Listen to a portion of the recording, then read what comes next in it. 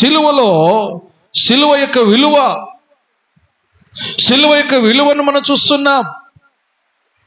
చాలామంది ఏమంటారంటే యేసుక్రీస్తు 3 మేకులు ఆయన పీక్కోలేడే, తాను రక్షించుకోలేదు, ఇతరులను రక్షించలేదు అని అనేకులు చెప్పువారు ఉంటారు. కానీ సిలువ యొక్క విలువ తెలుస్తుంటే ఆయన మాట్లాడడు.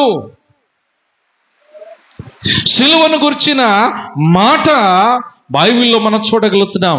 ఒక 7 విషయాలు త్వరగా నేను ముగిస్తాను. చూడండి, 1 పేతురు 2:24 అనగా సిలువ పైన మన పాపములు మోయబడినవి,